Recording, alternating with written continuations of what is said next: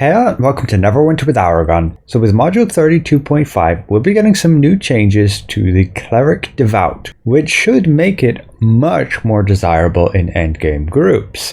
With that in mind, I'd like to take the opportunity to share my build. Now this is more of a theory craft build based on the changes we're expected to see, along with the fact we're getting celestial insignias and mounts. So taking advantage of this new update, let's see what I recommend in order to get all of your heal stats maxed out, along with upwards of 171% overall outgoing healing. You should be able on your healing word to be able to heal per tick of over 500,000. Keep in mind I also have two build variants. One is yes for max healing. This will get you all those perfect looking stats. However, you may not be as desirable in an endgame group versus something that's more support orientated, which can boost your team's damage upwards of 50%. That's overall damage, which is pretty huge. And you can see the difference between the two builds. I have also put together for both builds gear progression lists. So even if you've just hit level 20 starting out in this game, here is an exact path forward in terms of what gear to get, starting from really accessible stuff you can get immediately up to advanced level content and then master level content. There'll be a link to that document in the video description, but we'll ultimately go through it here in this video. Keep in mind this is for module 32.5 and we may very well later on get a module 33 within a few months, and there could be some further updates to this. Additionally, those power changes, it may not be in their finalized state right now on the preview test server, so these things could get updated slightly and you may want to use a different combinations of powers and feats. And ultimately, healers are usually very flexible in the way of which exact abilities they use depending on the content and the requirement for the group. You may not always want to use exactly the same abilities. So if we jump to that section and what I recommend here for the power setup, right now as of what we can see with the module 32.5 changes, I would generally recommend taking healing word, your stock standard heal over time. You want to combine that then with Exalt to buff it by 20%, Blessing of Light to buff it by 10%, Hallowed Guide by another 5% if you can cast it while your allies are within 15 feet of you, and then extend its duration with either Bastion of Health or Hallowed Ground. Hallowed Ground becoming a very desirable power now with its additional recharge speed bonus of 15%, along with a significant boosted damage reduction, and that heal over time is just as good as Guardian of Life. Just the issue is you're limited within an area on Hallowed Ground versus Guardian of Life, a much further radius, and then it doesn't matter if your teammates run around, they'll still have that heal over time. Guardian of Life also gets that really cool new addition of actually being able to resurrect dead players, but it does have a 20-minute cooldown within the fight, so not going to have a lot of use cases, but could be very neat to save a fight when needed. But now we also have Anointed Army, which is a damage boost. And this is what min-max groups will generally want you to use when they use their artifacts. That's an artifact call. As per the document, you can see lists here for recommended ones in dungeons, in trials. Everybody uses a different one, along with you and the tanks using different support mounts. And so you would throw on top Anointed Army, which now has a 6% boost. In most cases, that would still be better than the recharge speed gains through Hallowed Ground, because not many people will actually be able to make very much use of that since they already have a ton of cooldown due to Cavalry's Haste and Tactician's Precision, and they can't really fit more encounter powers in. Additionally, Divine Glow, despite not showing anything here, is getting a boost to give recharge speed, damage buff to your team, and will still give you divinity regen back. So in an ideal world, these would be the three abilities you would use, with Exalt also having a damage buff to the closest DPS. However, if you're still newer to healing, I would still recommend having Bastion of Health in most cases instead of Exalt, but you could just as well have it instead of Divine Glow so that you can instantly heal people. Like sometimes you just need that instant healing to get people back to full, because otherwise a lot of your healing is just heal over time through these hots, or it takes time to channel. Also keep in mind you can reduce that channel time with Battle Prayer, which can be very neat, and you will gain the effect after you cast that power that uses Divinity. And then your Light of Divinity only takes 1 second to cast, which is super fast. And you can combine that with Gathering Light. And the only real reason I would have this is when you're not running Bastion of Health, so that you can still have a multi-target heal outside of just casting Healing Word again, because in most cases you can. This is still a 450 heal. Even if you still have the hot up, it can be worth casting again if everybody needs that instant healing. But Gathering of Light can help if people are tightly grouped. It can be a little bit more Divinity efficient, and otherwise there is Angel of Life, but it's 3-minute cooldown and not really something you can rely on. So ultimately, the exact way that you will play the Cleric Devout doesn't change a whole lot from what we've seen right now, other than 1 or 2 power choices changing a little bit. Anointed Army gets better to actually use as a damage buff, and so does Divine Glow and Exaltation. If you take a closer look in the document, I give some lengthy descriptions right here with alternative abilities, how more efficiently to use them. With regards to rotation, again highlighting you should use Blessing of Light, the At-Will, and Exaltation before you use Healing Word if you're using those.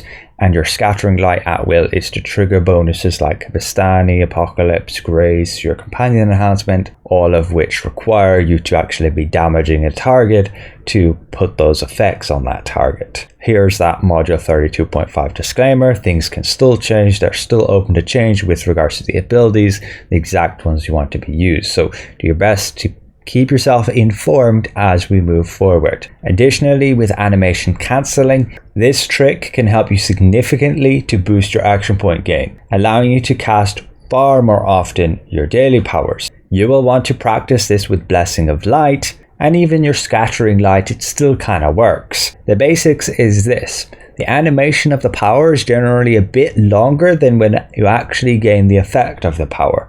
So you can basically use your Channel Divinity here to cancel the end animation. That way you're much quicker at casting the ability, and therefore you can cast the next ability quicker, which ultimately means a higher rate of action point gain, because you gain action points based on per ability cast and not exactly the duration that you're casting. So practice it with these abilities and you will be able to significantly boost the rate at which you can cast your daily powers more often. This only works in combat, so either go in the training room or you're using a damage ability to attack your target. On PC here, you can use this exact keybind, copy and pasting that in chat. This will be for your right mouse button. You see that with the OR button here, and the right side At-Will, so the second slot. If you want to change those two, you simply go and switch to Evaluate left click instead of this. And if you want it to be on the left mouse button, you put L button instead of OR button. This is all in-game legit stuff. You can check here in gameplay settings, options, and the code for the exact abilities are all listed here. And if you want to remove those keybinds, simply go and rebind that key to whatever action you want. Also, on your max healing build, you may want to animation cancel Healing Word sometimes, and this is like literally cancelling it, and that is because if you run the detector set, which is technically the best for overall outgoing healing, then you may not want to actually cast the Healing Word to consume Divinity, so you can simply just start casting it and then dodge, and you still gain that stack here without necessarily having actually cast it. You've just used it, like started using it, and then ended it. Of course, it will drain stamina in doing so, but that will allow you to maintain the set at 7 stacks without having expended anything. So let's move back to the top of the build, and again keep in mind there are 2 variants. One for max healing, which will get all of those fancy stats here. This is when within combat and a party. Outside of combat, your stats are looking like this. Then there's the second build version, which is with support gear. you will have a little bit less stats because yes, you have to sacrifice those healing stats in order to get all that extra team support. And this build is also missing a few other notable things here which you could gain to boost those stats a teeny bit further. And again, the stats out of party and out of combat. Just keep in mind that the best healing stats, the ones you actually want to be going for, is power and outgoing healing. And you also want your overall outgoing healing. But that overall outgoing healing is simply the bonuses that don't add to the normal outgoing healing stat, but do contribute to healing output. And you can see in the build document the exact breakdown of all these stats and where they're coming from, including the overall outgoing healing on the max heal setup and the DPS support setup. Just be aware, Hollowed Guide will not show. Your last priority is critical strike and critical severity, preferring critical strike to get it to about 80% so you can actually get those critical heals. But you also want to make sure you have your damage stat as high as possible. But this is only when you're outside of scaled content. So generally, master content is the only content that you're not scaled down in. Your item level will show blue when you're scaled, and in that case, you will be set at a certain damage level. The only thing that adds to damage outside of item level is your weapon bonus. And you could technically have, like here, a Void Touched or Xeraxian weapon set and just have a slightly different build to encompass that, and this would give you a bit more overall outgoing healing, particularly in single target bosses, and can be slightly better than these new celestial weapons. Especially if you don't want to grind these, those are totally an alternative. And that's where we can look at. This is the locations of all the gear for the max gear setup. These are the modifications for them. That's just the armor kits and the jewels here. And then new with this version of the build is gear progression. This is for healing gear. This is what you use to optimize healing stats. And you'll start here when you hit level 20. This is the immediate gear you can start to obtain. Most of that starter gear comes from the Seven Suns custom market, this merchant right here, with Seals of the Spider God or Seals of the Dragon, which you're simply obtaining through your random queues. And then you work your way up to advanced content and master content. Again, keep in mind this is for healing gear progression. There is one for DPS support gear, and that's just listed here. There's quite a few less pieces you need to get. Particularly weapons, you're going to pick them up from your master crafting or the auction house. You can get these Drow Priest myths just from the Demon Web Pits campaign, doing those Abyss hunts. You can get this armor piece from the Master Dungeon Demon Web Pits, the Vistani Apocalypse or Marilith set, coming from Ravenloft campaign, Manicoin's Bank Heist for the Artifact, the Apocalypse Dagger, and Demon Web Pits for the Marilith set. Illustrates Graith Ring from the Demon Web Pits campaign or the Temple of the Spider, the Dungeon Master version, and the Blood Woven Symbols shirt gives forte to your teammates. That's from Shackles of Divinity. And that's with this gear setup just right here. Those pieces will all contribute mainly to debuffing your enemy, reducing their stats, and causing your teammates to deal more damage against them, along with the Masterwork weapons giving your teammates a small boost. And keep in mind again, you will be more readily accepted in endgame content if you are running these support effects. Just be aware, however, the difficulty to keep your teammates alive, of course, will be that little bit harder because you are missing those heal stats you could otherwise obtain with a solely healer focused build. Moving on, we go to enchantments. These setups are a little bit different for the max healer setup here or the DPS support setup, just because of the ratings that these give you. But additionally, the combat enchantment. You could run the Radiant Sanctuary run. This is only going to be a boost to one teammate, so arguably you could say it's just not worth it. But if you did want a min-max team support, you would use this.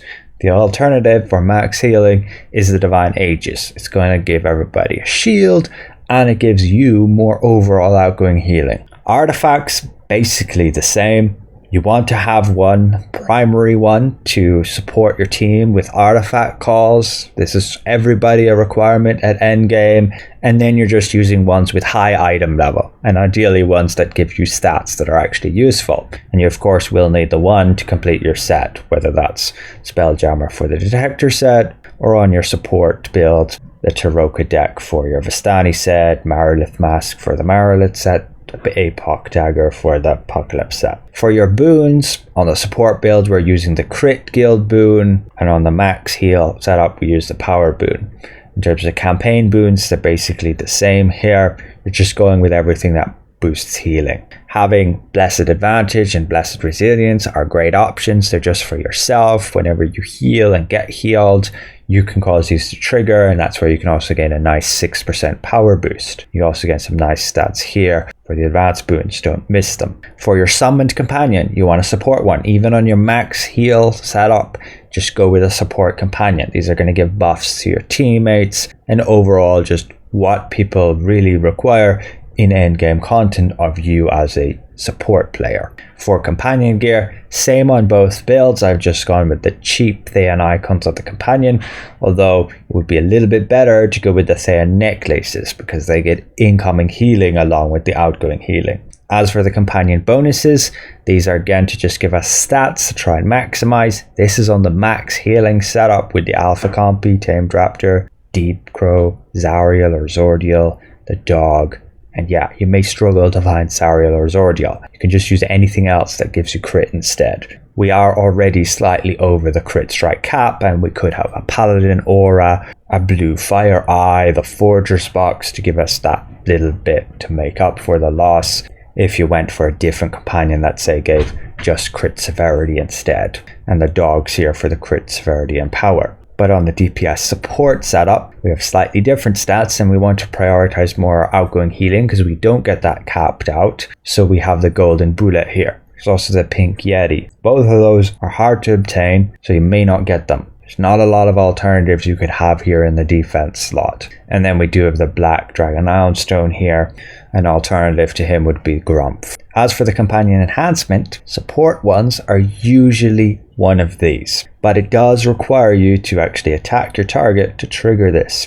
On my max heal setup, to give us that bit more outgoing healing, we have Reinvigorate, but this is a selfish thing, but it also allows us to not need to attack our target because we can trigger this by just healing our allies, which would allow us to simply spam Blessing of Light for increased action point gain and ultimately become a complete pacifist, never even needing to attack anything. Additionally, in an ideal world, DPS would actually use these to have the highest uptime on them. Moving to our mounts and insignia bonuses, again with module 32.5, these are getting upgraded.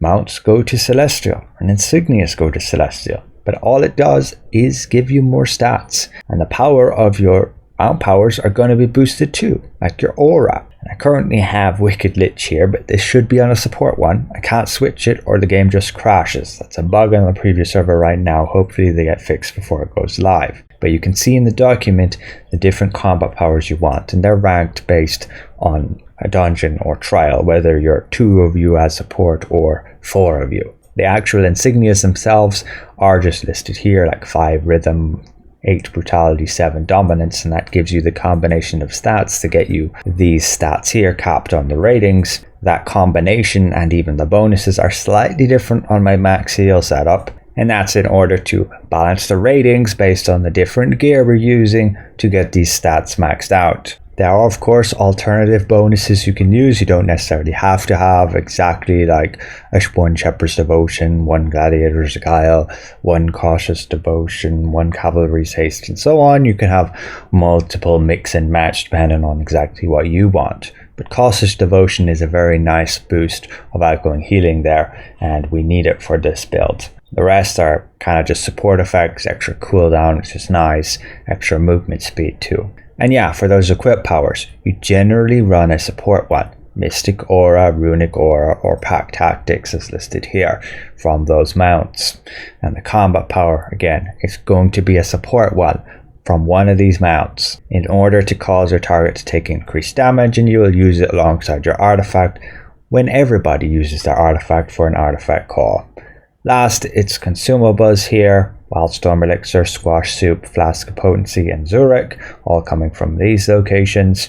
And the belt items, Forger's Box, Wondrous Red Dragon, Stone of Health or Potions. Ability scores, Wisdom all the way and Dexterity. If somehow you have a different build balancing differently and you get crit severity over 120% already, you could switch some decks to CA. And the race, We have Wood Elf here for the crit strike, but if your team support builds and solely dedicated to that, you'd be Drow or Renegade. I believe generally healers go Drow and tanks go Renegade, but it can vary completely depending on who you play with. But that's ultimately it and the two builds I have.